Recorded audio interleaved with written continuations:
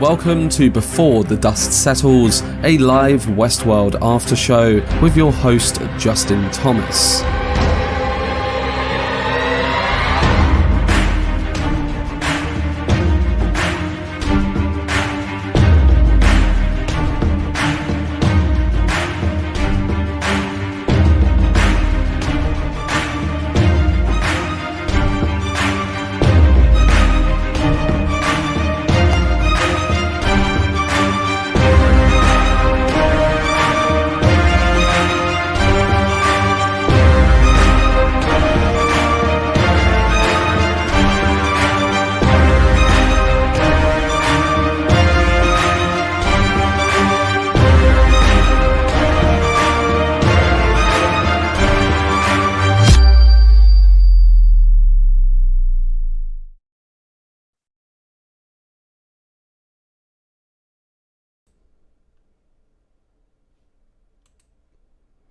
Alright, I didn't want to play the ending of that, but what's going on, everybody? Justin Thomas here. Welcome back, finally, about almost, I think, 2 years, right? Separated from Season 3 of Westworld. This is Before the Dust Settles, of the goal of not only getting my lighting to work right, but... there it is, magic makeup trick. But also trying to get Westworld right off the bat. Before the Dust Settles, Westworld Season 4, Episode 1. I'm here with my two co-hosts. I'm going to let them introduce themselves, Heidi and Axel, and our special guest, Jason Schenkel. Heidi, if you want to go first, introduce yourself. Let everybody know who you are. Sure. Hi, everyone. I'm Heidi. I'm from Costume Co. And I am so delighted to be doing this weekly roundup that we're doing on Westworld. I've been really excited to see the show come back. I didn't think it was going to happen, but here it is. And if you want to check me out at all, I have my channel is Costume Co. I'm on YouTube. You can also find me on Twitter. That's a good place to chat with me.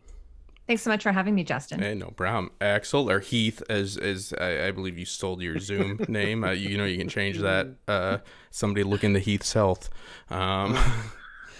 No. It's Heath is fine. Heath is fine. He just lent it to me.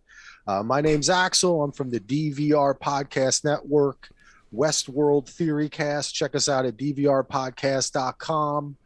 We're going to be covering the show 3 times a week. This show plus Andy and I are doing a deep dive, and Brett and Gina and also Jenny are coming back as the cleanup techs. So shout out to them. I think some of them might be in the chat right now. I'm very excited. I'm sitting in my son's room, so I also want to give a shout out to my son Lachlan for letting me sit in his air-conditioned room because it's like 100 degrees outside. So that's where having a son comes into play. I don't have any kids, and I had to turn my air conditioning off. Last but not least, our special guest here. We're gonna have a guest every week. This is Jason Schenkel. I've worked with him a few times in the past. Honored to have him. A plethora of experience from working on a Sims video game, which is very applicable to having his own podcast, the Nattercast. Jason, tell everybody about yourself. Yeah, I'm Jason Schenkel. I'm the producer of the Nattercast. We did a couple of episodes of Better Call Saul this year, but by and large, my year's been kind of cranked down. I've been working at a software startup and living La Vida COVID like everybody else. In like a very high exposure neighborhood. So we've been kind of hunkered in here. I haven't been doing as much podcasting, but I love working with you, Justin. Especially we did the Spielberg cast. I really want to promote that one. I was very proud of that. My wife and I sat through like a dozen and a half Spielberg movies and saw all of the different patterns that connected. Thought that was pretty great. And yeah, I'll talk about The Sims a little bit and artificial intelligence and everything as we go. So let's get into the episode. Absolutely. Yeah, the Storyteller series. Check it out. He was messaging me. He's like, these are the Spielberg movies I'm watching. And I'm like, oh shit, I'm going to really have to like do some editing for this one because like he did so much work. Everybody did, but yeah, you really did a deep dive and it was excellent. And I learned a few things about Spielberg, somebody that you thought you knew everything about. So yeah, we are going to get into it. I just want to start and we're going to go Heidi, Axel, Jason for the rotation, guys. Just give me your general thoughts on it. We'll get into the plot details after, but how'd you feel about the episode? Heidi? Well, I felt pretty good. I actually did a little bit of catching up on, seasons one through three. I felt like, oh my gosh, I've kind of forgotten what happened. But it sort of was like an opportunity to kind of catch up with everybody. We're sort of given of like, where is everybody sort of in the story at this time? It's a little bit in the future, and I really enjoyed it. I thought it was really good. I'm kind of obviously the ending was really cool, so I can't wait to. I watched the preview as well as we'll probably talk about that after. So anyway, my thoughts are that so far I love it. Nice. Excellent. And sorry, everybody, I muted my Zoom mic, not my OBS, when I was listening to make sure the sound was good. So there was a little bit of overtalk over Heidi, but she liked it. That's the thing about me. I'm not the best. Okay. Yeah, and I didn't watch the preview because I was trying to get this together. So we'll talk about that. Axel, how'd you feel? Oh man, I loved it, man. Westworld is back, baby. I'm so excited. To me, the best part about this episode is that they picked up where they left off last season. I like the fact that they grounded us, gave us a little story of perhaps what happened between Maeve and Caleb. That was interesting to me. And then also throwing in this Dolores stuff, which we don't know where she is. I have a theory, of course. But I thought it was great, man. I thought it was great. It kept my attention. It moved back and forth. The scenes were quick. And I mean, the cinematography, the effects, the visuals were amazing. The costumes. This is $1 million, $1 billion show, man. It looked great. I'm very happy. To me, so far, I'm feeling a little bit more of the season 1-2 feel than the season 3 feel, which I think should make all hardcore Westworlders very happy. Yeah, I don't need as many Xanax today. No, yeah, beautifully said. Jason. Yeah, I want to second the definitely the feeling of season 1 and 2 more than 3. It's hard to tell because we're only in the first episode. But what I'm finding, what I really liked about this episode, I think a little bit more than we've seen in the more recent past with Westworld. I kind of felt like last season became Succession with robots. Right? It's just everyone's an asshole and they're well dressed, that kind of thing. And what I liked here is that we're with Caleb. We established that Caleb has a family, and his PTSD, and it's all. What I like about this is it almost doesn't have to be science fiction. This episode was basically grounded. Right, and if you were introducing Christina as a new character, why is it Evan Rachel Wood? Let's find out. Is she a Dolores bot who doesn't know who she is? And she's a storyteller. Is that Robert Ford? That is absolutely Robert Ford in there. That's my big prediction for everybody, is that Ford is walking around trying to sell his stories to Salon or whoever else is buying them or whatever. So I generally liked it, and I always like performances, and I love Aaron Paul.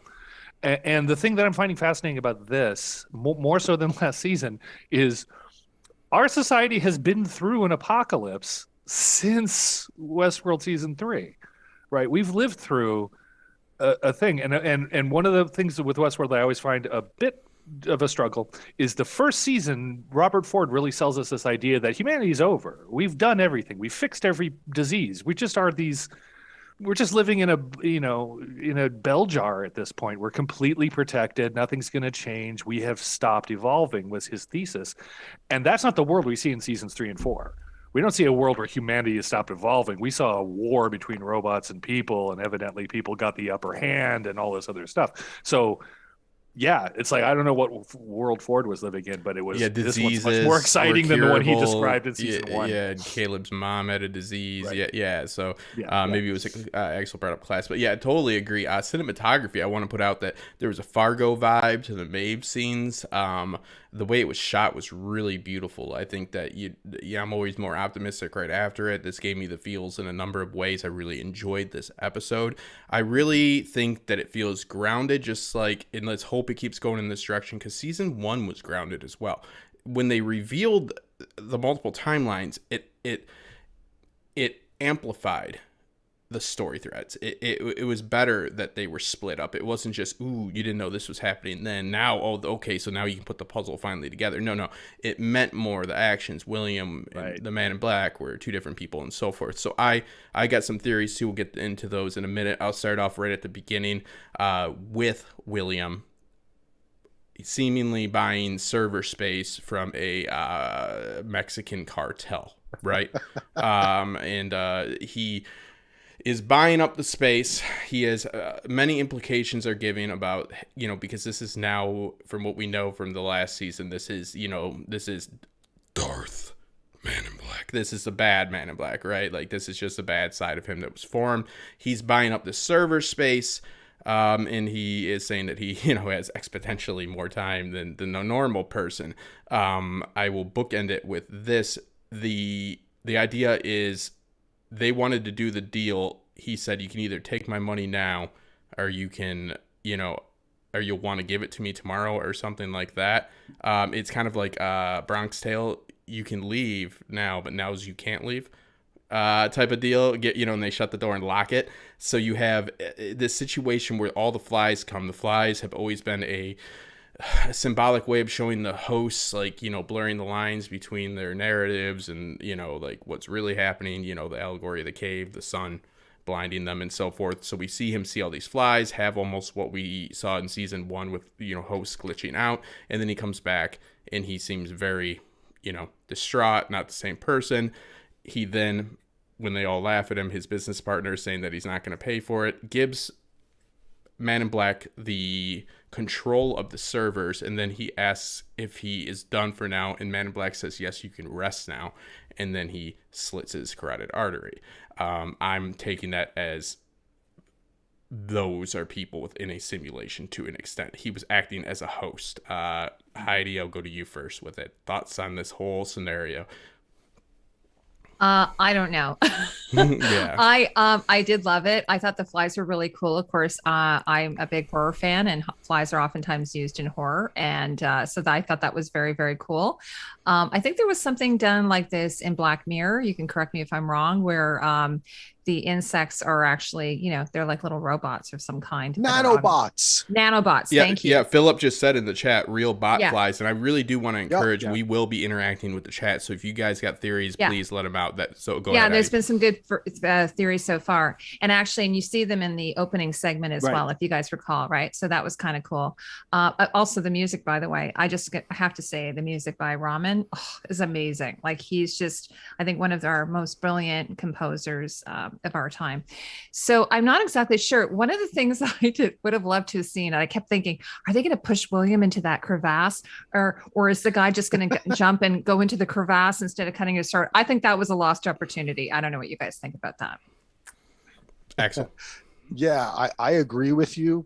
When you show a drop that large, somebody should fall, right? It's like Chekhov's Chekhov's or gun. something, Yes. I know.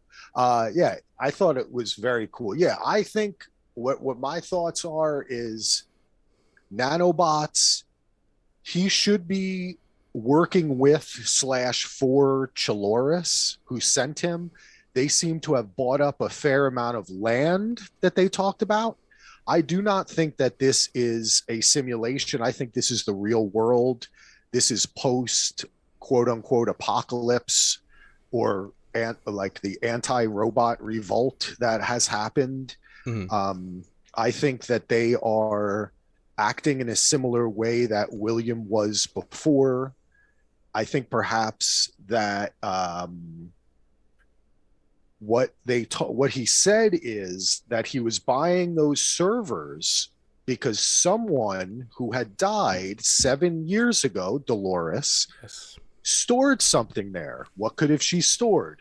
Well, there's the park information that was so valuable, but there's also the great beyond, the sublime. Right? The sublime, where these people are. He makes an indication that he doesn't want it to be touched. He doesn't want it to be moved. So is he buying it to protect it? I don't know. He says that he can't get in it because only Dolores has the decryption code, which we know isn't true because she gave it to Bernard, but we didn't see Bernard this episode. I mean, I'll throw it out right now. I think the Dolores thing is a simulation to either bring her up to fidelity or to get the code, to find out where the code is. Oh, yeah. So who do you think Christina is?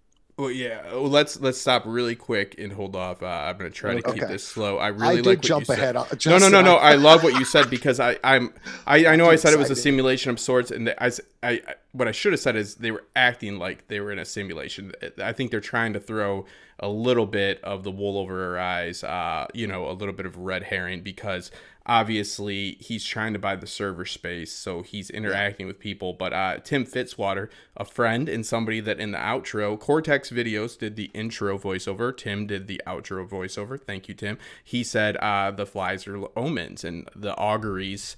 Augury means what? Omens. Using animals to predict the future. A foretold of the future. Yes.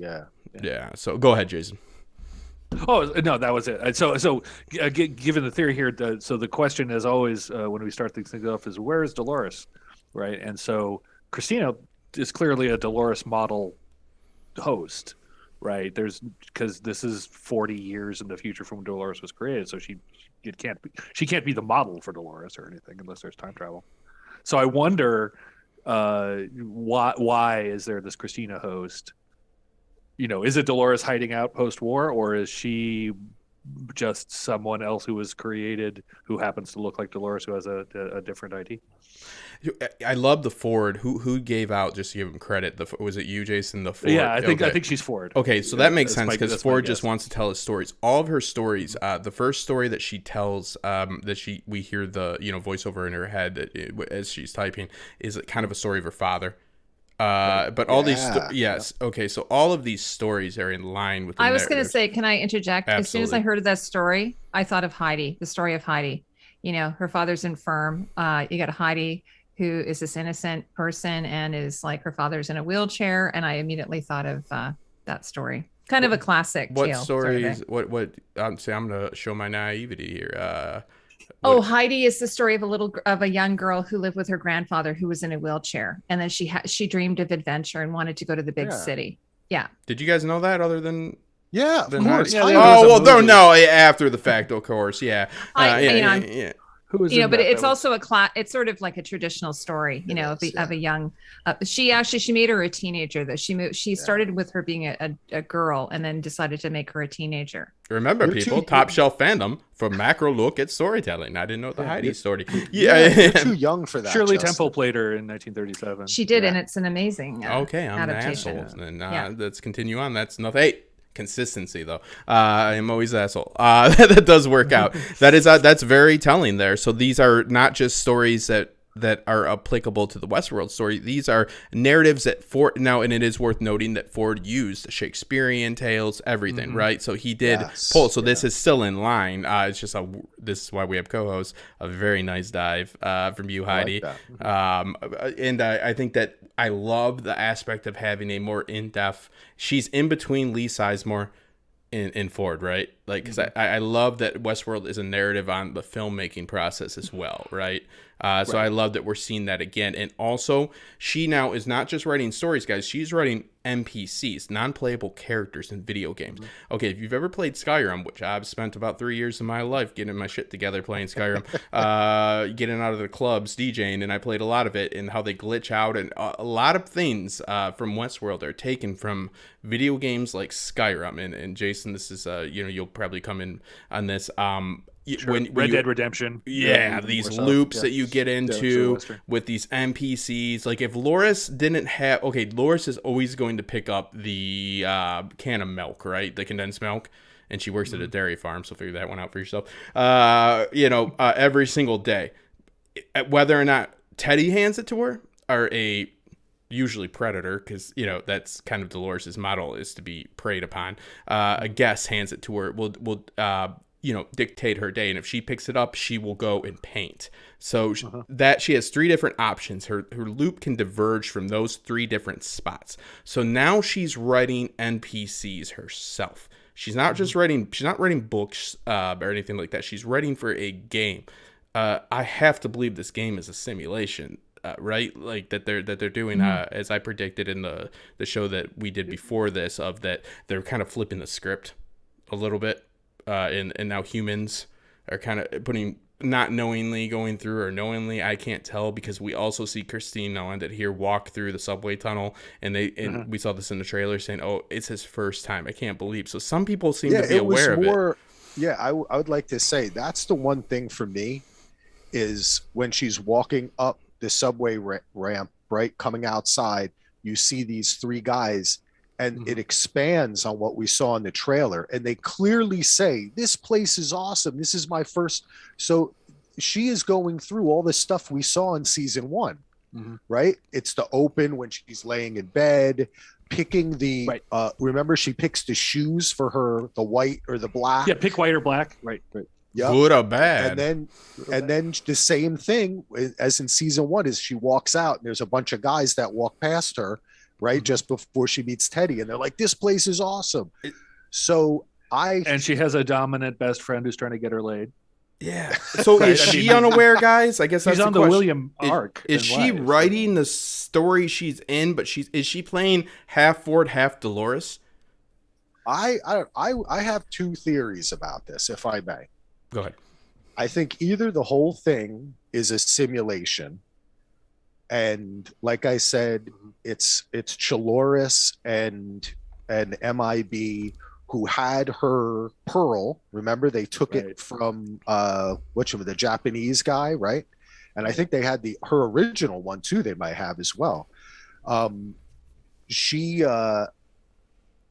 they're trying to bring her up to fidelity or something, or they're trying to just get information from her. Similar to how season 1 began last year with Maeve. Remember? Yeah. So that was more of a trick. Yeah. So I wanted to say something about the costume, by the way, in this simulation. I wasn't sure if it was a simulation, but I knew it was definitely not in the same timeline as the other characters like Caleb and Maeve. But one of the things I noticed is that Christina's roommate she's wearing a white dress. Did you notice that? Yeah. And the hosts wore white dresses in the park. Do you guys remember that? Yes. And then the other thing I noticed is she's wearing teal, which is actually Clementine's color. So I was like, okay, I could. Yeah. So I don't know if it means anything, but oftentimes in Westworld it does, right? So. And then Maeve at the end of the season is actually wearing Maeve colors. She's wearing like that, the same color as her salon outfit that she wore in season 1. And just to pile onto that and say thank you for the super chat, just so we can, because we're putting forth evidence that what Dolores is experiencing is a simulation of sorts. When she has an attacker, and I know I'm jumping ahead a little bit, but just to add to the evidence that Heidi just intelligently pointed out, we see a ring light appear as the attacker is fended off, and then they both disappear. In season 1, episode 1, after Hector's bank raid, that the host, when Lee Sizemore's new speech that he is talking about is going to go down, after Dolores is on the ground and all the wounded, we see it's with an E. What's her name? She's the snarky park tag. Oh, the snarky park tag. The snarky. I want to see Ellie. I want to say Ellie. Is it Ellie? Ellie. I think it's Ellie. I was just looking it up, but she died though, right? Yeah, she died. Yeah, it's Ellie, but then she says, whatever, the bucket cave lady. Yeah, but the lights go on, the lights go off. So that ring light now it's slightly different because it isn't like the construction light. It did seem weird. It did seem but really it's weird the same ring like type. So they're giving us that symbolic. I think it, like, in a thematic sense, they're showing us here with the, like, Heidi's doing the deep dive. That's why I love you with the costumes, the colors to show you that. And then there's these more overt symbolic. Just they're just showing it to you cinematically. Also, thank you, Maura Lee. Elsie. Elsie. Yeah, we're all rooks here. Yeah, I know. That was my dog. It's going to take a few episodes to get back into the swing. I do have to say this, Justin. I had said I have two theories. Now, my second theory is that this is a new park, and that Chaloris and William, that's the land that they were buying up. And what we're seeing William go through actually took place before what we're seeing Dolores go through now, what we're seeing Dolores Christine, or whatever her name is. I'm just going to keep on calling her Dolores. You will name her by her name, sir. It is not your right. All right. It's like Better Call Saul, where I still call him Jimmy. I'm never going to call him Saul. But I think because that's what threw me is when the guys say, this is my first time here. So could it be a park inside a simulation? Or it could be that they bought up all that land. They built their own new park. I mean, the guy is like one of the richest guys in the world. I don't know if he'd be able to, like, you know, Dubai style build a whole city in a day, but maybe he could. Wow. Okay. So really quick, thank you, Maura Lee, for the super chat. Thank you so much for being a supporter of creativity and always just such a good person. You always stop by all of the streams, and we really appreciate you. We really appreciate everybody in the chat, and please give your theories, and I'm reading them now, and we'll read them off at the end, okay? So I'm highlighting them as we speak. You see me looking down? I'm looking at what you're saying on my broken iPhone. See that? Justin, can I just, Matthew made a comment. He said costumers said that they were trying to update the Dolores Blue that Christina is wearing, not that you can ever trust the extras completely. I have to say I don't buy that at all. Yeah, extra. Well, okay. Yeah, that is interesting, and she does not buy it. And I would take Heidi's word. She does work in the business. Dolores is cornflower blue, so even if they were trying to update it, and also they changed the color of her hair too, right? So it's not just her outfit, but her hair color is completely different. Because Christine has her own ways. But I do agree with Axel that it's seemingly we're for sure dealing with 3 different timelines here, at least. I think 3 for sure. We're dealing with when he's buying the space, and they're trying to figure out the key seems to be in the Sublime. The key to Sublime is Bernard, right? So they're trying to create a Sublime, but I believe for mankind to get things right, because you have what happens right after the apocalypse, the simulation time, and then after, meaning the far future. We saw a glimpse of that at the end with Bernard waking up with the dust that had not settled, or it did settle actually, right? So so I think 3. I'm in line with that. And Jason, go ahead. Yeah. So I think 7 years forward, and then 100 years forward, and then who knows what. The one thing I was going to maybe bring up is if they are in a simulation, they must be playing Watch Dogs 8 or something like that. Because as a native of San Francisco and like watching the skyline, I think there's some clues there, and it's really fun to see the Salesforce Tower building being dwarfed by whatever Star Trek future buildings we're going to have. That's the largest building in our skyline in the modern time. One of the things I was going to say, 40 years from now, it's going to be dwarfed. So yeah. Sorry, Justin. One of the things I was going to say is that Christina, when she goes to her home, they use biometrics for her to get into her apartment. But then the fire escape just has a window, like with a sash that just flips open. Like I thought that was kind of ridiculous. So that seemed like that was like someone on the design team screwed that up. Having been in that neighborhood, it's not entirely rare. No. No, I mean, I was going to say for New York, and then just open windows that you can. No. I mean, in our timeline, absolutely. But she goes into the front door with biometrics, and then to just have no like any other kind of security, just like a window that sort of flies open is what I was going to say. Can we dive into Caleb in Maeve's story thread here? Hey, Justin, go ahead. Before we do that, since we're on Dolores, can we talk about her stalker real quick? Yes, it seems to be somebody that's unhappy with the game. Yeah, because I think this relates to maybe what we're thinking. It's Christine, by the way. Christine. I'll just say Christine. Thank you. Why? Oh, wait, I'm going to call her. Don't you do it. Chris Loris? No, wait, come on. Guys, everybody in the chat, you guys got hey, listen, barely anybody's covering penis. There you are, Heidi. There you are. Christine penis. I love it. Sorry, I've been watching The Boys. Yeah. Wait, Kroloris. Hey, but everybody in the chat, not a lot of people are covering this show because HBO did 2 advertisements for it. So go ahead and be the first to actually, get this name down. Christen it. Yeah, let us know. Well, I was going to say, go ahead. This I think, Justin, you had said that this reflects her previous loops and stories of being put upon by men, right? Being hurt, being attacked, right? And then Teddy comes to save her, which also goes back to their routine. But this guy does say some very interesting things. And the kind of correlation I found, and I don't know if anyone else saw this in the episode is what he was saying was happening to him. And at the end, before he jumps off the building, he says, "Are you making me do this?" Yes. Mm-hmm. And then we saw someone in the beginning of the show being made to hurt other people through the flies. So Right. I thought that was maybe a little bit of a clue that it's the same people behind it.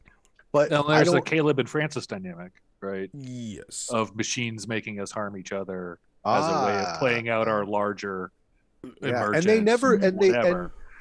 I'm not sure, but in the Dolores world, do they mention the anniversary too? No, not in the Dolores. No. The anniversary Only- that we do get a timestamp, which is important in the Caleb world. And I just want to touch on it. I love the idea because I love getting back to the basic of determinism, right? Of did you make me do this? That's what he said. Did you write this in? So he is breaking his loop per se that Dolores, in my opinion, is unknowingly writing. So I believe Justin, Yes. that's a great point. He's like a Dolores where he's saying, "Stop controlling me," right? And more like the Maeve in Yeah, season 1 interesting. of taking her life, right? How many times to figure it out? I see echoes of that as well. So I really like that. There was a got a lot of movie. young- I don't really like people killing them. So I'm just saying I really like the idea. Sorry, yeah. Mike, go on. Did you guys see She's there's also a lot of movie- young William. Oh, sorry. Go ahead. When do you guys go? Oh Jason. no, Heidi, you go. Okay. You No, go. I was just going to say there was a movie years ago with Emma Thompson where she's a writer, and the actor in it is Will Ferrell, and she's writing a novel, and then everything that Yes. happens is like it happens to Saw him. that. So it Yeah. kind of reminded me of that a little bit. Like it's like she's writing a story, and in the real world, this is actually happening to somebody. And then, but when he killed himself, if they are in a simulation, that was in the simulation that he did it, though, isn't it? I believe so. I believe Yeah. I believe he's proving because I think she's writing for the simulation without knowing it. And let me say, ding, ding, ding, and we can continue. Ion Throne, Dolores scene. It is the lowest scene. Lois. You chimed it. Go ahead. What is it? The lowest scene. Oh, Dolores come on, Iron Yeah. Throne is Dolores. the best. Dolores scene. Dolores Iron scene. Throne. Dolores Steen. I like Dolores. What did you say, I think it's Axel? good. I said I think what I said was Well, say it again. Chaloris. No, that's Charlotte and Dolores. You're just saying, no, Oh, not wait, at that's all. the same Prologue. thing. Yeah, no, you fucked it up, so man. Charlotte and Dolores. Yeah, is you Dolores. recycled junk. And then so this is Christina. No. I said Kraloris. Oh, She okay. said Kristen. Well, I you think can take that Dolores Steen to is good. yeah. Dolores It's Steen is the too winner. You can close. take that Dolores shit to the Steen wins, Cronenberg yes. world if you want, Yes. Rick and Morty if you want. I love you to death, but Axel, in this one, my friend, you lose. Dolores Steen wins. Yes, ding, ding, ding. In the viewers, they got to win because I mean, shit. That's the whole point of it, right? And it is a pretty damn good name. Go ahead though. One speaking, thing I was speaking gonna, of Cronenberg, real quick, for anybody who loves Westworld, I would definitely recommend Crimes of the Future. It's available for like $20 to watch on TV. Oh man, I'm $20 very bucks? back doing Westworld. it. Yeah. Well, because it's in theaters. It's a Oh, I was like, theatrical Jesus experience. You can wait for it to stream and get it for free or whatever. But highly recommended for Westworld fans. So somebody says, and it's just K. Could Christine be? And I'm sorry, iPhone is broke. I dropped it. Be Dolores visiting a park and trying to play as a white hat. So I think that we're dealing with that theme of somebody definitely visiting a park, but I don't think she's aware of it. I think she is more of a Ford. I don't think that she is trying to, because Christine is a newborn host. Dolores is the mother of all hosts. We have to remember that Dolores was the first host. All hosts have a semblance of Dolores in them. Every host is Dolores' child. In the way their trace memory works and stuff like this, they will always have a semblance of that. yeah. She's starting to remember things, and we won't get to that yet. We're only about halfway through here, but we about these stories, but also her attachments to these people that she's met. Yep. So I think that she is in a park, but I don't think that she's going in there kind of beta testing is what you're implying. I don't think so. I think that she is ignorant to the situation that she's in. And I think that makes a good story right now. Yeah, I have the same feeling. I still I have to say, the more I think about it and we're talking about it, it does seem, and I'm thinking about her stalker. If he, when he started talking about his family and he said, you're controlling us, it made me think of the sublime, the great hereafter, the place that that she's trying to protect. And in some way, could they craft like a mock-up story that fits that, in a sense, that she is the writer and she has to change something, and if she changes this, it's going to change the program and give them access to the key to this or something. I still am kind of caught on that because of the fact that she does seem to be unaware of who she is. And the other fact is that Dolores, the original, but she did die, right? And so this if this is a Pearl reformatted with that same Dolores in it, though, and they're playing with her, it would have been made after she hid the key in Bernard. Yes. So it would somehow know where it was, right? Well, so I still think that she is being manipulated here, that this is a world entirely for her. Well, I think that they, okay, so and I'll get done with this quick, I promise. So Westworld has done this numerous times of when, okay, just like Bernard had the key and just like, there was multiple Doloreses and Maeve was the one that stopped Dolores. There's a lot of people that they allow to act even against own self-interest, but for greater good. So I do believe that they believe in organic evolution, right? So if Rehoboam was a problem, meaning that we had predetermined, algorithmic behavior, meaning that we lose agency when we have algorithms recommending a Chinese restaurant, and it gets even worse with Rehoboam's level of, interaction with people in what they do. You lose your free will, right? Like, so we have a situation where they want to try to have a evolution of mankind because it was a machine that was ruining mankind. Mankind can heal itself, right? So I think they're simulating a new evolution, because I don't believe that I believe everything we're seeing is them trying to condition people, right, for better or worse, but they're trying to do it organically. Dolores killed herself so Maeve could go. And let's jump into Maeve next. But so, like, I think that there is no hidden Dolores in Christine, but Dolores is always a part, as I said before, and I hate to be redundant, but there's always a semblance of her because she is. If you believe that your ancestors' genetics have anything to do with your behavioral, then I guess, I don't know if I'm making any sense there. I think like it's like an echo, maybe. Yeah, right. I mean, we believe that our ancestors, impact us. If you ever go to a counselor, and they'll tell you that, right? DNA, dude, DNA memory. Yeah. I think that's interesting, Joe. And some cultures also, they would probably call out. Oh, I'm sorry, Heidi. No, I was going to say, I think some cultures as well would harken back to their ancestors. And I love that, Justin. Well, the first thing you do to go to a counselor, I dealt with like addiction, and the first thing they do is they draw up a family tree. And I say, that's great.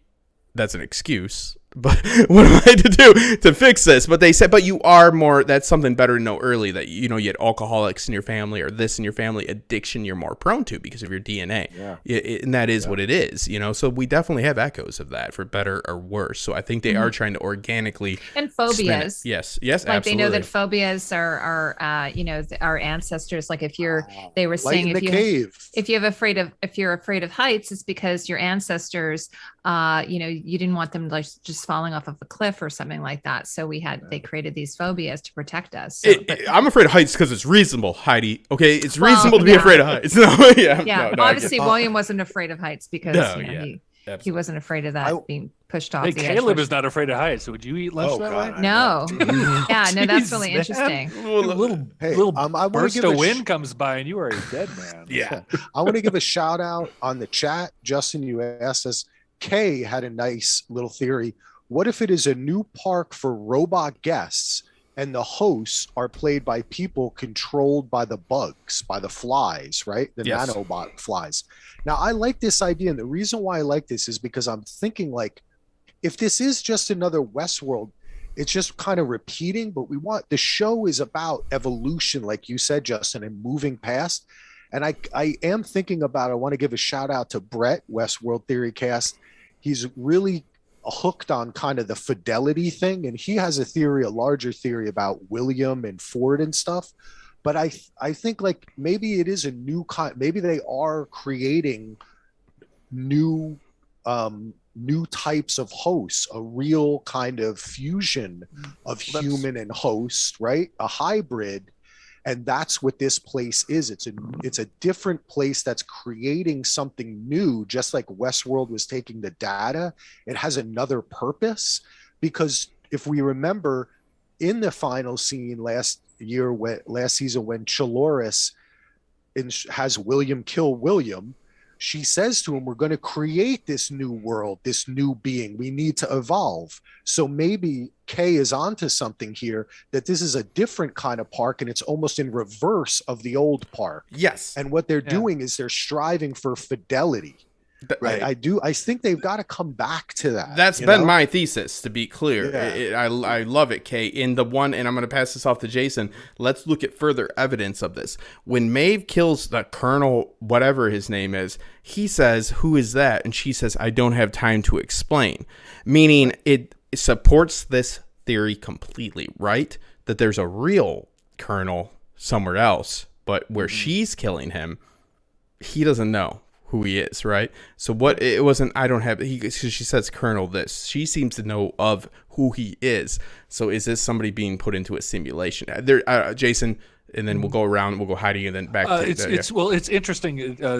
So the idea that this is a park for hosts, I like it because it makes it, again, maybe as a native, I'm biased or whatever. It makes it interesting they pick San Francisco. It's a little bit like picking Washington, D.C. You pick Washington, D.C. for a location for a movie, it's going to involve politics and technocrime and things like that, right? And so if we're looking at like, what do we have to do to raise hosts to a higher level of fidelity so they could really understand their environment, you're going to look to the city that was the beginning of the industry, of the Silicon Valley industry, right? And so it's like they're simulating, if this is a host world, it's like they're simulating some old piece of homeland for themselves. And I'd be interested to see if they do anything with that location, because it's not cheap to film here, But I like the idea that they're learning how to create, and that's always the case with these AI stories, is when will the AIs really learn how to create something pleasing? Yeah, without just following a pattern blindly. Yeah, because they're not tracking, like they said in Westworld, it's not trying to make the host human, it's tracking the consciousness of the guest. So again, it's the reverse. I have to. But are they? So you mentioned San Francisco, isn't that? Is it New York, or is it a mix? There's also, I'm seeing New York. I thought I saw a couple of shots in New York, but there was definitely like I believe that Charlotte Hale lives in San Francisco.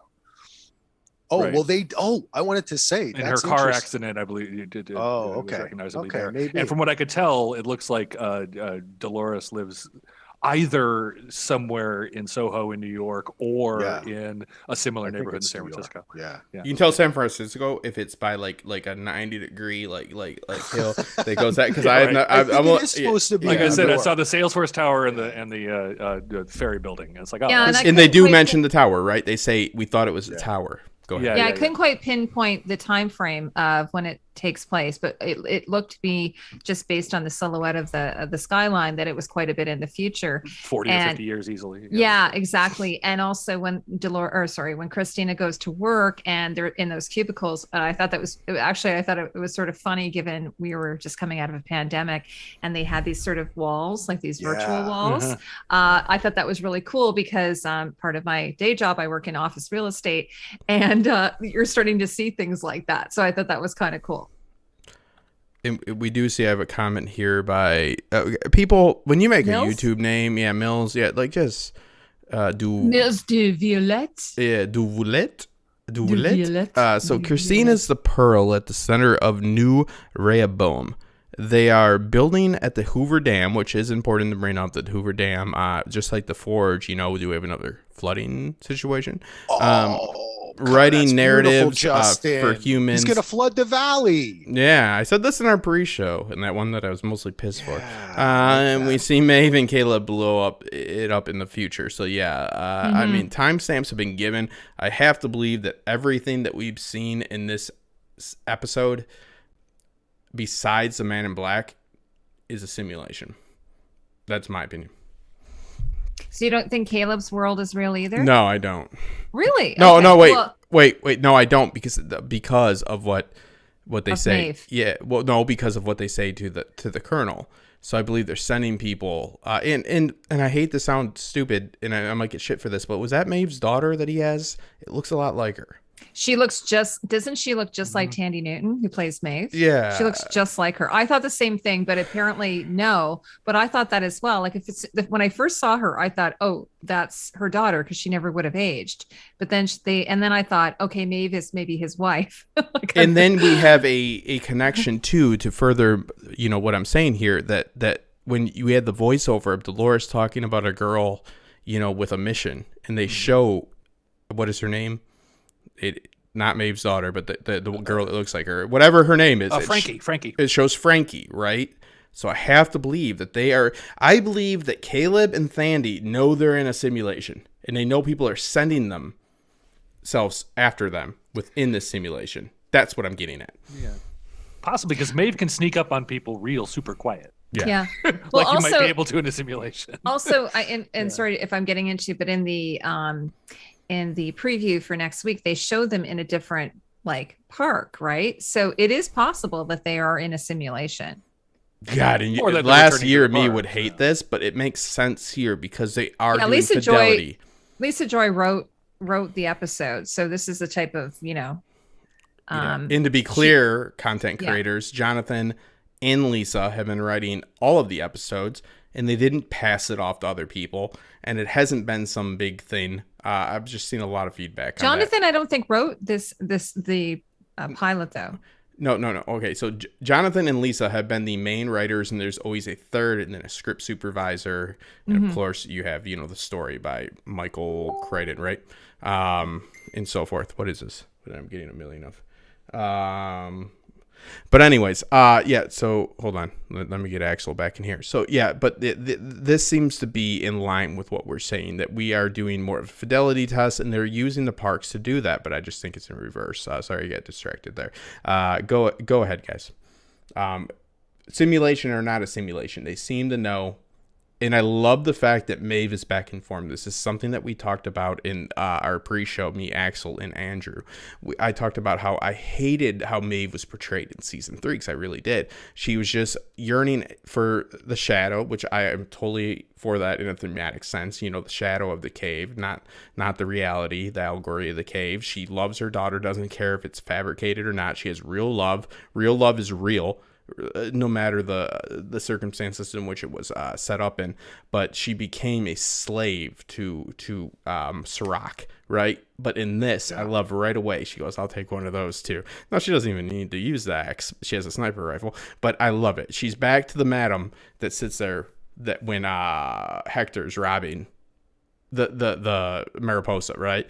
And she's this badass chick, right? Like, she's really playing to her strengths. I think you can ride that line. You can say, I still love my daughter, but I'm still not going to be an idiot, and I'm not going to be a slave to some fool. Thank you. Yeah, and Thandie Newton herself said she didn't like it, to be clear as well, people. So I think that she's back to form. Good. That's great. It's funny. I always call her Tandy. Is it Thandie? I always call her Tandy. Well, we'll see who she brings an axe to first. I think is it Tandy? Probably. It's definitely Jonah. She's in Mission Impossible. Oh yeah, Jonah. She's in the best Mission Impossible. She is. She's in the best one. When Tom Cruise has long, stupid hair. Oh yeah, he's hanging from the cliff. It's that one, right? And he did it. He's like, I'll do this for real. Tom Cruise, what? I don't care what you think about him. Best movie star in the freaking world. Best movie star in the freaking world. Best runner in cinema history. He Tom is. Cruise. And have you guys seen is it American something or other, where he's like a Coke dealer, a Coke runner? I have. It's American Made. That was great. Barry Oh Seal. my God. Yeah. Yeah. So you know anyway, what? I give him he is a credit film star. I give him credit for doing that movie because there's a couple times where he's No, gone off Philip. book, and I like that. Matt Damon has a wonderful story. One tangent from Justin is it's par for the course, where he's talking with Emily Blunt, and when they were doing whatever Emily did with Tom, it's it's an amazing movie. It's Live, the Die, one Repeat. Live, Die, Repeat. What's that movie called? That's what they renamed it. okay, but It anyways, is. okay, so Groundhog Day for So in space. London they meet up because like Damon's friends with Blunt, right? And so Damon is talking because he's afraid for the Bourne movies. He's hesitant about doing some stunts, and he's talking to Tom. He's like, "So how do you do it?" So Tom talks about that Mission Impossible where he runs down the side of that building in Dubai, right? Yeah. And he says, so the stunt coordinators and the safety people like OSHA, they didn't want me to do that. So what I did is I got new stunt coordinators and safety people. So so Damon's like, no, motherfucker. Like, I'm asking, like, I'm afraid, how do you get to do it? Not how can I do more crazy shit? Like, Tom is a badass, like, in that way. Like, his mind just doesn't work that way. It's like Matt Damon's like, he's like, I'm trying to, do this stunt here, and it's scary. And he's like, Is so that what? your Boston accent? It's bad. You skeezer, okay? I'm not going swimming in the Charles. On the eye. It's getting all bluey here, okay? Calm down, Charlene. Hey, okay, but did I miss everyone talking about Maeve? Did we get to Maeve? no, yet? yeah. But all I'm saying is Tom Cruise is the best. But now we're going to Maeve. Yeah, so Maeve. All right, go we're ahead, going to Axel. He's from New Jersey. He got a little bit offended there. No, I got off on a um, tangent because I asked if it's Sandy or Tandy. Listen, he's a bridge trust and tunnel boy. The least thing a person from New Jersey is offended by you making fun of Boston. I consider One of you the all to be the dirtiest same, just so you know. cities. So Boston just take and that. Philly. People from where I'm from, we don't kowtow to the Boston and Philly people. Yeah. Though I do like Wawa. I'll take a Wawa. I want to give a shout out to Andy and Bill in the chat. Hello, how you doing, Andy and Bill? Andy, Westworld Theory Cast. Say Bill hi to your Kava. mother for me. Yeah. How you doing? But Maeve, I agree too. I was very happy this episode that Maeve just made a little kind of nod to Caleb when he mentioned his daughter. And she was like, I know what you mean. And I think really she was thinking, yeah, I'm not going to spend another season because I spent 2 seasons crying about my daughter that I haven't seen. Let's move on and have some forward momentum and have some agency to this character where she's making some kind of choices and having a direction. I thought that was great. There was someone in the chat, speaking of Maeve, who said that perhaps the stuff we saw with her and Caleb was actually from the future. And that what they're blowing up was not because we saw them destroy Rehoboam, right? Because that was in the main building, right? And 3 guards. There was yeah. And we also saw that Rehoboam's original computer, what was that one called? Solomon. Andy knows it. Solomon was destroyed, right? Yep. By the EMP. So was there a third one? Or as the person in the chat who I can't find to give credit to right now said, It was Philip, wasn't it? Philip, okay, is that a new Rehoboam that they're building at the dam? And what we see is a flash from the future and what's going to happen to Caleb? Because he looked like he was mortally wounded. He was. Yeah, she's. Can a host see the future, or do you think it already happened? Well, okay, so future, we need to like speak in the context of like we are. Heidi, I like that. Is it a possible future, right? Because she's a host, she can create anything. And right? if they have this software model, then they can project the future. Yeah, but projecting the future does not project. And can we get clarification for somebody? Because I went off on a tangent about this before, about how everybody's talking about Rehoboam with the predictive algorithm, meaning behavioral technology here, like doing behavioral science, right. Thinking of like when I type in to like where should I eat, like and then it predicts. There is not a Justin in a simulation. This is an algorithm that is using my behavior in the past, behavioral science, to predict what I will do. There's a big difference, right? Like everybody thinking it's a simulation. General, yeah. It's doing math It's not doing simulations. That is not doing the Matrix. There's a difference. No, because we don't have good simulations of that. So we do that kind of thing like Sims. I worked on the Sims. No, that's we do not that true. in video. We do that in video games. Right. Yeah. Right. But we don't simulate like individual people to try and do. You're like, simulating predictive behavior. probability through mathematical Right, and equations. also. And also you're dealing with typically a large population. You're trying to advertise or whatever. It's like, oh, you live here. 80% of the people who live here like this place. I'm going to recommend it to you. It doesn't. That's just a correlation. I don't know you. Yeah, they're I not just know where throwing you me are. into a simulation, but I do believe that people are being thrown into a simulation for the fidelity. I want In to be the clear on premise that. of this show, Yeah. we've moved up to where we're simulating people. Yeah, but specifically, and Rehoboam- that's the science. fiction. Rehoboam is Google and Facebook's times, not even that. Like maybe times 10. It's really kind of the same thing.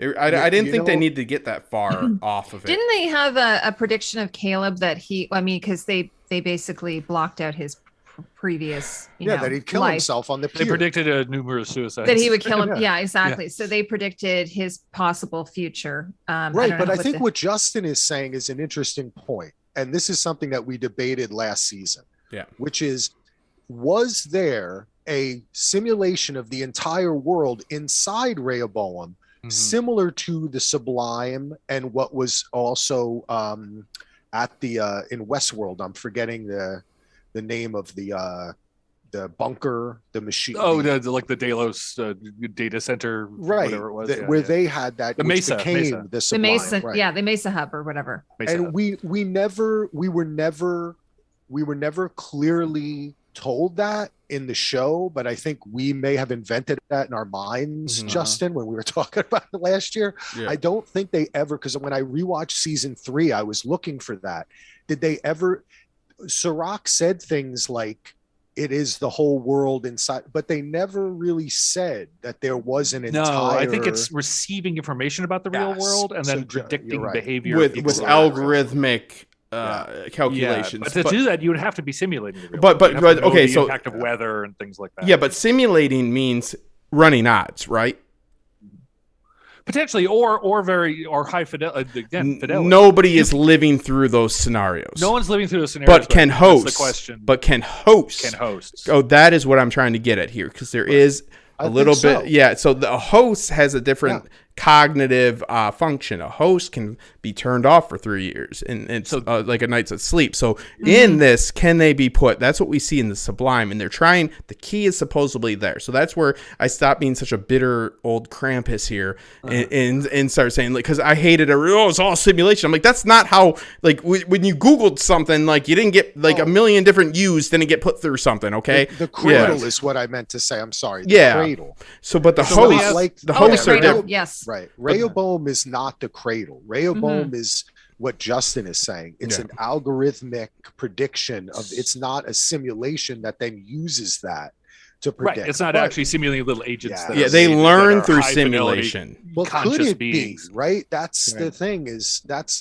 why I think that there So- is definitely it could go down that way. I think. And Tim, Why doesn't Delos program those hosts to know who they are? Because we saw that Akacheta at one point was a salesman for Westworld. He understood who he was. Yep. He understood Yeah. his own nature. And the what's her name? The host brings William in, and then later on. You mean in the park? yeah, they would have had a Because far. they're Yeah, being like there's tortured. hosts in the park who understand that this Yeah. is a park, and then later on they were doing business, kind of like in. Yeah, if they would have understood they And were all the hosts actors, there understood we're actors. if they would have understood they're actors, yes, it would have took away all of Solved it, all this and whole then problem. and then Yes, took away the exactly. pain, because there's no reason to give them the pain What- sensation. That's my answer. Is that we need high fidelity readings from Yes. the audience, or But from the guests, and for that to happen, the suffering of the host has to be real. Absolutely, Because they have to be bam. responding to something high fidelity and very real, Stakes. and not That's what fakey Ford said, and uncanny. Stakes. That's, That's why why there's so because many they laid dual out these hosts could purposes. very well be happy with their jobs. Yeah. They could be programmed that way, but it would not get us what we want. You ever been to one of those places? Like, I'm Rickety Jim. This is 1870s. Oh, rah, rah, rah. exactly. Right? Like, but then you shoot me. I'm like, you motherfucker. Tim put, can hosts meditate? You do see that. And we do in the, what does Like meditation lead to? It leads to What is meditation like in reality? a deeper, a yearning for a deeper sense of oneself. And oneself means, who am I in this world? What is this world? Asking questions that you don't want the answers for. But hey, yeah.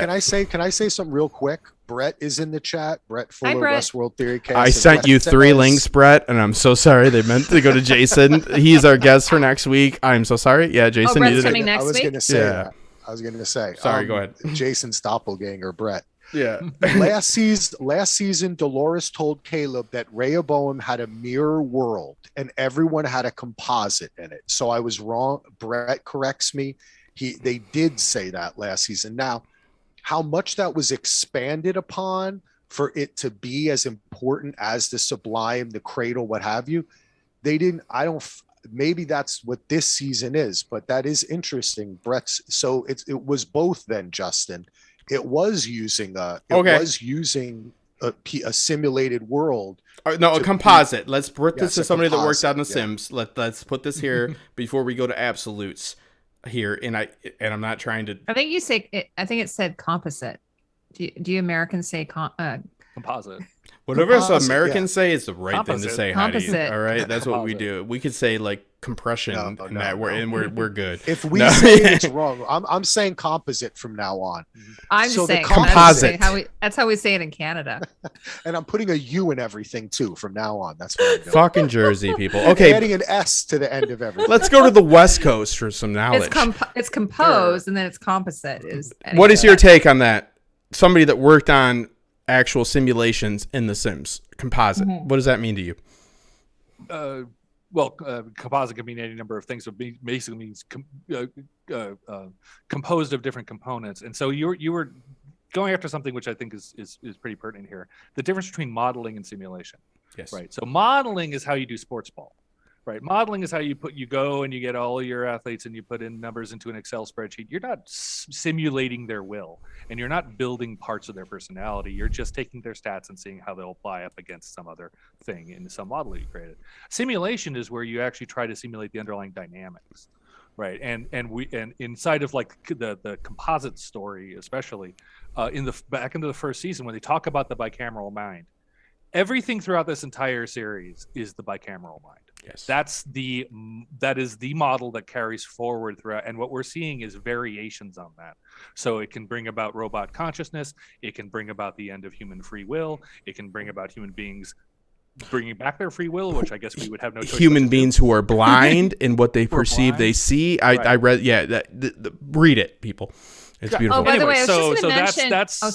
That's how I kind of see it. Is like the Nolan and Joy have taken this theory of the evolution of intelligence and the role of stories in that and narratives and having an identity, and they're applying it as variations on a theme. And Christina's just the latest one, and everything else. So that's my I love it, and I hate that, but honestly, people, everything Jason just said, and you can hear the showrunner say the same thing. And I read the bicameral mind. It's very interesting. Now it is what they consider to be a dead theory. But they had to figure out, because sentience is something we named, we claimed, and what does it have the attributes of? Humans, right? Mm-hmm. So it has all these flawed, what you'd call like certifications, qualifications of what makes you a person that's able to have free will or make your own decisions. Like we can't prove we have free will. There's libertarian determinism where everything happens to us through physics. Everything that you can't control if the sun comes up tomorrow. So are you really somebody that has free will? There's all these interesting philosophical, theological it gets into, and it's beautiful. And I love what you just said there, because they built it off the bicameral mind, and that's what Ford built it off of too. Yeah, the mind back to the beginning, baby. Bam. Yeah, and even on the show, they said this isn't necessarily a viable theory of human intelligence, but it's a viable engineering approach for sentience, and that's what Ford and Arnold were in pursuit of. It's like, bicameral mind will work if you actually make it happen. Even if we didn't come from that doesn't mean that all consciousness can't. I was just gonna say, like, this reminded me of something. That one moment when Dolores goes out the window onto the fire escape and she sees the maze. Do you guys remember that on the potted plant? Yeah. Yeah. So what do you think was going on there? Well, that plays to that we're inside a simulation. Mm-hmm. Yeah. Yeah, they're bringing back all the old stuff to awaken her. You know what I'm saying? And to bring her to a certain point. But can I say one thing about Maeve? Absolutely. Mm-hmm. Before, I am not entirely convinced that Caleb is in the real world. I know I'm crazy, but I got to say it. Oh, I don't think he is. Because Maeve, you only live as long as the last person who remembers you, right? Yeah.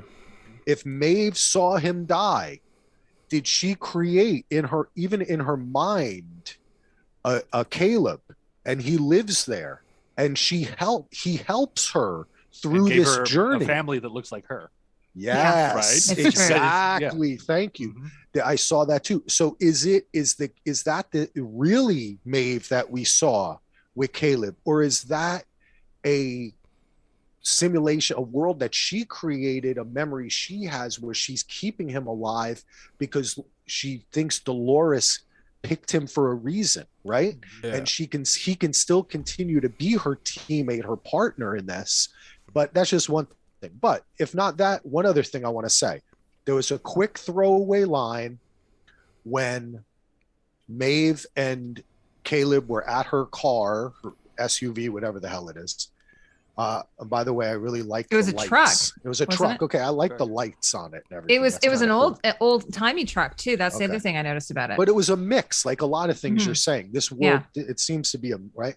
But she says something about William is going to visit a certain senator in California or something. Do you think that senator is Choloris? No. Do you think that she's risen up into the government? That's what I thought. Well, wasn't that their intention? That would pursue Future World. That would be the reflection of Michael Crichton's work. Yeah. Well, which is, by the way, a really terrible movie. Terrible. Or is it another? Like but it's a great. But they haven't done a Future World. They haven't done a Future World park yet, though. No, so. But they have. But the idea I was going to say, is it her? Has she really, or did they use another pearl, or is it a host that's this person? And how does she know that? So I just wanted to mention that throwaway line. I don't know what it means. Well, okay, so let me expand on that, Axel. So I'm with you in this. So what you've done is you've expanded my mind right here, because I believe that there's no question that I love that, baby. That Maeve and Caleb are living within the same timeline, or experiencing what they're experiencing within it, because you have the causality, right? You have people came looking for you, and then she goes and takes care of them, and then she goes because people have been looking for her and goes to Caleb, right? That ties them in, seemingly, for Westworld's sake, right? It could get a little crazier, in the same timeline. We also know all Caleb remembers is the war. Okay, so now that's a good point to what you're just expanding on. He doesn't seem to remember. Now we see him doing the construction, right? He seems that, I think that's a different Caleb in a different time frame, because he remembers the riots and all that. But in this simulation, I do believe that Maeve is going back and watching her could be family, right, to an extent, with Caleb, and he knows there's a threat coming. And also further proof of this is what I've already said, is that Christine is talking about the story that she's writing for NBC's, right? And it's the daughter that Caleb is currently raising. Right. So we have reason to believe that Thandie Newton knows what's going on, because she says, I don't have time to explain. We have no context or any type of any type of dialogue here, exposition that tells you that anybody else knows other things. Thandie Newton says, I don't have time to explain this to you, kills him, right? Because she understands what's going on. Caleb seems to be being used in the scenario with Maeve, that we see him as some sort of a pawn, like I said, for the fidelity, like we've all said, for fidelity, whatever they're doing. And the Caleb that's doing construction seems to be far more aware of circumstances, of events, right? I'm not sure that that's two different thing, but I'm open to it. I'm open to it, but I'm not so sure. One expresses only well, it's Westworld, so I mean, I know, I realize what I said. But and I don't need to be right, but all I'm saying is one talks about the war, one talks about the rebellion. I thought it was the same world because he talked about how it was his anniversary. Yeah. What are yeah. you I doing thought it for was your the anniversary? No, it's the anniversary of the Rebellion. It's not- oh, it's the anniversary of the rebellion. Okay, the Sam. Yeah, so it's I still thought it only was the this- rebellion. Yeah. Okay. Sorry, I got it wrong. then. Because You might be right. No, be sorry. we only let the robots off that day or whatever. It's a holiday. There's guy says- exposition the guy says about holiday. the robots and what happened in season 3 with him at the construction yard. There is none of that with him with the family. There's the war. I like what you're saying though, Justin, Yeah. because I hate in the it too, to be same clear, way- everybody. But in the same way that last season there were multiple Doloreses in one world, could there be multiple Calebs that we're seeing in different simulations? He's a being model. used for a different Yes, reason. a model of him. Yeah, like he kind of became once Dolores kind of found him, or maybe the reason why she found him is because he does act as an archetype, right? That they build from in this world. He's supposed to be. Remember, she picked him to be the leader. Right. Because right? she ultimately was not genocidal against human beings. She wanted human beings to fit in the world better. Yeah, And a better system. And her own genocidal urges were part of that program. And by the end, I never really. I mean, I watched season 3, over the week, to get her caught up, and it's like, is she changing her mind, or was this always about liberating human beings from the worst parts of our nature? It's hard to get a read on her sometimes in what does she ultimately see the final thing as, and she always says it's her kind, being free and okay and everything, and that's very understandable. But she makes several choices toward keeping humanity going, because I guess we need to keep humanity going to have the story. Well, that's Westworld season 3. Justin, can I read a comment here? Yeah. Sure. Justin, can I read a comment here? Oh, There's this guy, Naked HD, keeps posting comments, and one says, Is "No he a horse, naked real in cheap HD? updates." Nice. Yeah. So Kay wrote a chat about. So, anyways, we keep blocking them, but they keep writing these no horrors, real cheap updates. Don't block them, people. They're good people. Are they it go. okay? Yeah. So Kay wrote a chat about sentient sex bots being interrupted by a non-sentient chat bot trying to sell sex is surreal. That's just a Tuesday. yeah. That's just a Tuesday. Yeah, I thought that was pretty funny. It is. Okay, interesting. So- Well, Philip asked me, why would they show scenes from Caleb's perspective if he is just in Maeve's mind? Mm-hmm. Well, I mean, first off, I'm just kind of spitballing here, but it could be that basically she has a simulation running in her mind. Well, He exists inside a separate compartment that she is basically continues, it's on all the time. It's just running it. She could segment or bifurcate somehow her CPU mind to do something like that, but of course, again, that's just me. And think about how consciousness works within this world, people. That Colonel did not know who he is. So they map human consciousness. They turn it into a pearl. They put it into a simulation. So this is actual simulation. This isn't predictive algorithms. Yeah, that was the guy from Westworld. Yeah. So what we have here is a situation of, Colonel was in Westworld? Oh, yeah. no, but okay, so I recognized him, yeah. So we have a situation where he doesn't know who he is. So they are running some sort of a simulation using the consciousness in which they've either brought out from this one or the other one, vice versa. It's the first time watching it. It's the beauty of this show. It might sound like nonsense, but there's plenty of evidence showing that Caleb, it's not just in Maeve's mind. She knows what she's in. She's there trying to, because the sublime is the answer. The sublime is what? It is a digital heaven. It is a digital replication of the consciousness and the pearls and everything that gets put into a different protected server. So they could have servers where they upload human behavior, which would explain where Christine is. They're tracking human behavior, uploading it to a server, putting it in, and having people interact with that. And Maeve could be very well aware of that. It's not Maeve's mind. It's, Maeve's... Maeve is Neo. It could be anything.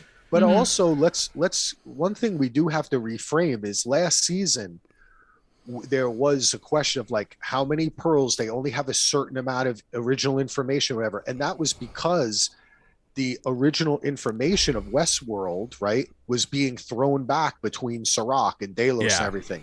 But we could infer from William's actions in this episode, they have all the information except for the sublime and the entry to that that Dolores took. Yes. So they have everything that we saw happen in Westworld. They have all that record, and they have all the record of all the people who ever went to Westworld, including Caleb. Yes. So they have who all only that remembers info. the war, which would ring true. I mean, it's very Loop-like. What we see him going through is very much like what we saw last season, so, and the fake world. So it exists. And Ian Tron asked, do any of us know who we are? And I have to say that I've oftentimes thought I'm in a simulation. So I don't know if you I'm guys Heath have thought that. Centazzo. I know that. I just wish in my simulation it wasn't as warm as it is. I wish my guy that's controlling me didn't suck so bad. Like, you bastard, you suck. I wish I could call my writer and have it out with them. Oh, then Justin is pretentious. Blah blah blah. I'm like, you bastard. Yeah. Good question from Miles DeVarlet in the chat. Was Caleb's wife the second mother that took Maeve's daughter into the Sublime, into heaven? I don't think that was her. But I could be wrong. I think we'd have to rewatch that because there are visual cues, like we talk about the lights, and that does make sense. She did give her daughter to someone else. I think it was that's good. That's it was a good one. That's what's it called? Ghost Nation. I'm pretty sure it was a Ghost Nation. Oh, okay. But I can't remember, like, because I was saying to Jack while I was watching it, the actress who would have played Maeve's daughter would have aged considerably. Yeah, that's right? why we can't know. Yeah. But then when I saw this girl, I immediately was like, that looks just like Maeve. Didn't I put you it guys in the group. You even wrote that in the chat. I said I don't want people to be like, oh, you think she looks like Maeve. So when the woman called out to her, I thought it was going to turn around and that was going to be Maeve. Yeah. And you could say, oh, okay, look, she looks, she just because she looks like her, blah blah blah. But I mean, this is a TV show. I think it's I think it's acceptable for us to think that that's a possibility. I'm pretty sure they've cast her because she does look like Maeve. Whether it's a red herring, that's another, exactly. I'm not sure. Yeah, they could have made her look different. We can settle on that, right? Absolutely. You could have had a African American child that looked vastly different. Not really close. And she was 7, right. and she's 7, which I believe is the same age that Maeve's daughter was. Or it could be it was 7 years since the end, and Maeve you know what I'm saying? Like exactly, that's the beginning of something new that she started when Caleb died in the real world or whatever. I think that's an interesting idea as well. What else do we got, folks? Okay, well let's talk about the point that brought. I don't know if it's because I'm just so emotional, but let's talk about Teddy. A tear to my eye. Tedbo. No, I heard this was going to be possible, so it was kind of like when I saw it, it wasn't a big surprise. Did you guys? No, I knew he was going to be a part. They totally disclosed this, but the way they did it with him watching over her, and again about these loops and these narratives rehappening, I think it's perfect. It's not Teddy and it's not Dolores, but this is the same story about somebody. I mean, I used to be romantic before I was broken, and I used to want to save somebody, even though you call that whatever, you know what I mean? But like, as a young teenager, I wanted to be a hero, right? Like, I wanted to be such a good guy.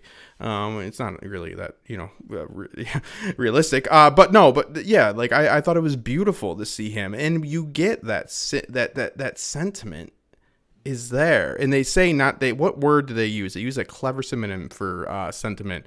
The director or the editor for what is it? He says your stories are too. Hold on, I did it in my little recorder. Too sweet or too it's hold on.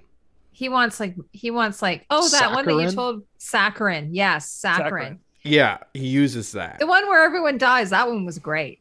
Yeah, but that's just like Westworld, though, right? It was exactly. That was so then you're going. Yeah. So it's like she was the writer of the Westworld story. She's like the Lee Sizemore. She's the it Lee was Sizemore like Lee Francisco. arguing at Ford. Right? It was like the Ford Lee argument. Yeah, like Lee saying, "Hey, why don't we roll him back?" Like reasonable stuff.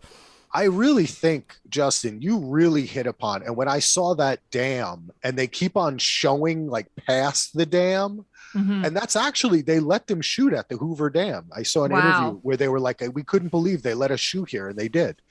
But I don't think when they're in the conference room, I think that's all fake. Oh, you'd But be when surprised they're what they let you do outside- in the Hoover Dam, Axel. Yeah, There's a bunch of that's what stuff. I don't know. Oh yeah, there's a lot. I heard you DJ'd there. I still- Oh yeah, I'm still weird. holding out that someone's going to be thrown into it. Somebody has to be thrown off of it. Come on. Yeah, what They is have it? to Yeah. rappel down it or something? But I wanted It to either say, breaks or they fall. oh, what was I? Yeah. What was I going to say? Well, Yeah, they I do forgot show what I was gonna Caleb, say. like they do show that there is going to be some kind of future story that will happen there. It is saccharine and it's excessively sweet or sentimental, and that is what Teddy is. Oh, I was going Yeah. to say it. That is so.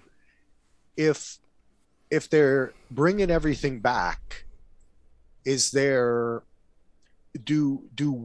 If William and Chaloris do have a bigger plan, right? It's not just to like kill Dolores or kill Maeve or blah blah blah. They're in control now, right? If they have this bigger plan, does it involve flooding half of the country or basically remaking America like Ford remade Westworld?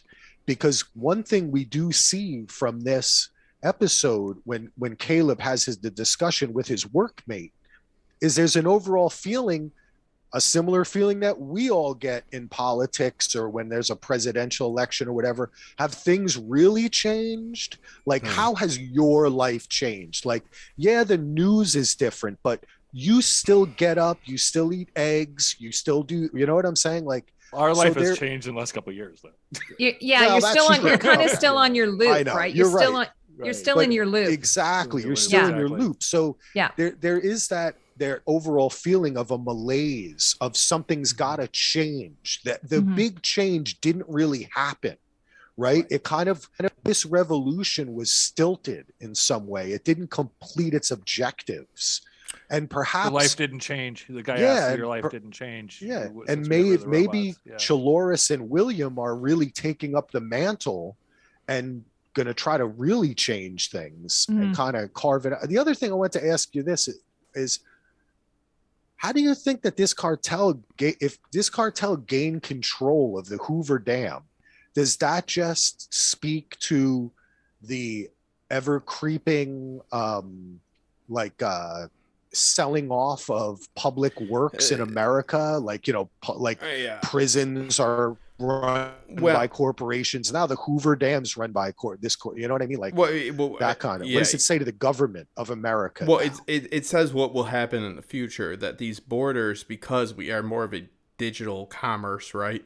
And things will be more blurred. We don't need these lines that are drawn. So for better or worse, you know, like we will be dealing with each other. Canada, Heidi, Mexico, right? All North of America will become more one thing. And I think that that's just realistic. So like the cartel is a bad thing for Mexico that would come. The cartel has taken over some of their armies, right? Juarez and so forth, you know, and the whatever El Chapo was part of. I've watched Narcos a million times. But the point is, it's not that unreasonable to think that the cartel would have power over government subsidies and stuff like that. But I think the most important thing is to think about what you're saying is that they did mention a senator or Congress. Was it Congress or Senate? Congresswoman from California. Okay. yeah. Mhm. Sorry, Right. sorry, senator from California, but they said I think it was a woman. And he said her, yes. Okay. Her. It's Yeah. Well. So it could be Chaloris or Chaloris. but they got to get to this. we 'cause see her. I mean, we see her in the next episode.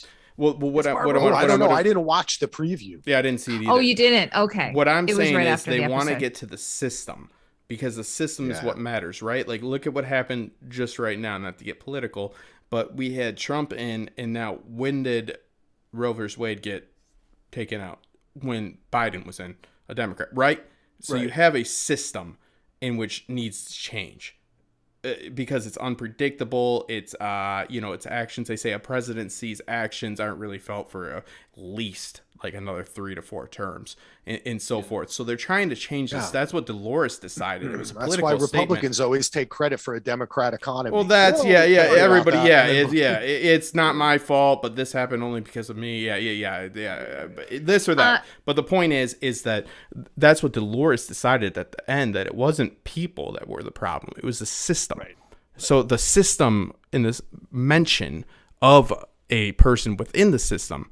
So whether or not they need to wipe that system. Now, it's very interesting to me that they did this whole revolution, but they still have senators in Congress.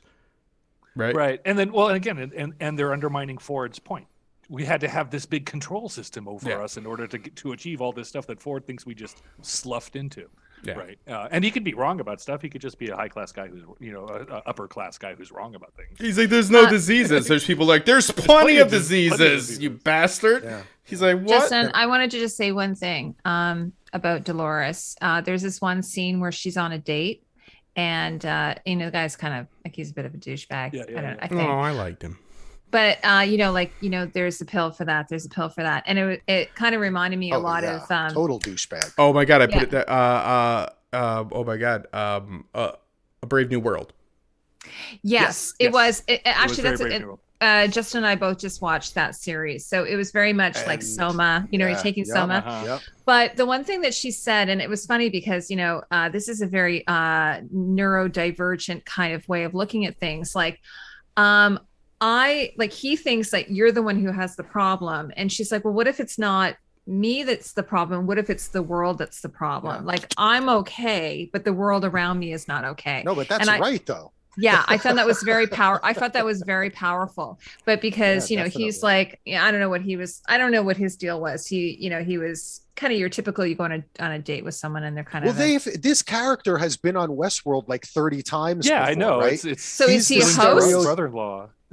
Is he, or he's just that? You mean he is an archetype of a? This is how you deal with a guest. Yeah. He's looking to get laid, not listen to your problems. Guest, yeah. The way he touched her hand and everything, and she just, but she has agency though, so there was that. So I was like, okay, and then Justin was talking about the lights. One of the things I thought was really, really weird as she was walking home, like normally with lighting, when you walk, the light would be on and then you would walk into another light and then eventually the light would turn off. But did you notice that the light would turn off? And then I was like, what is the deal with that? That kind of drove me. Obviously it was for a reason. It's a horror show, and they wanted to do the thing where Ellie is, the spotlight comes on. It's almost like a work light that would come on, and then she would say that I'm forgetting the phrases that would put them to sleep, but I believe that's what happened there. And as far as a date, but it is about deep and dreamless slumber. Deep and dreamless slumber, yes. And she holds the head compassionately. So I believe exactly what you're saying, Heidi. And Brave New World, I put it down in my Zoom notes. I was like a reporter, Brave New World reference right here.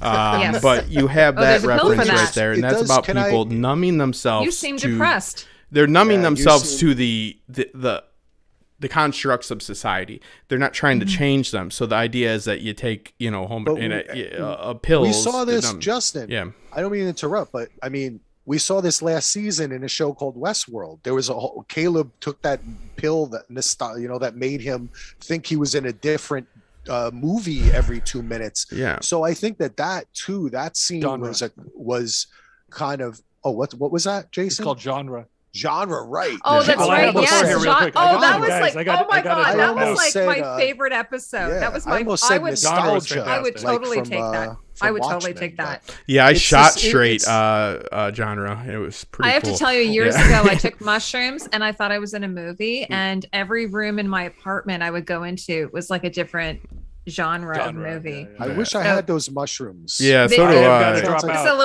was a little bit scary. I played air guitar to Jimi Hendrix. It was great. Jimi Hendrix was in this episode. I like that. Jason, we're about to wrap it up here, but do you have to wrap? You have to go? I got to wrap up here. Okay, Jason. Drop out. Yeah, thank you for having me. It was a fantastic awesome, dude. Thank you so much, Jason. I always love working with you guys, and I'm looking forward to listening to your next set of guests. Yeah, absolutely. And Jason, we have you linked below, and we'll be in contact. So check out the Mattercast, and Jason, you're wonderful. We'll do a little bit more work, more directors, man. I want to do some more directors. Absolutely, yeah. Take care, everybody. I had a great time casting with you. It was really nice seeing you, Jason. Nice to see you. Take care. Well, that series did like 0 numbers is a problem. It was a bunch of work.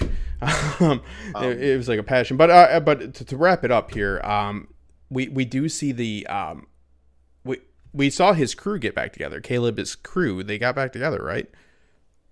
Yeah. No, were those the guys who were they would get the app and then they would go out on those jobs? I thought those were the same dudes. So that's kind of a contradiction.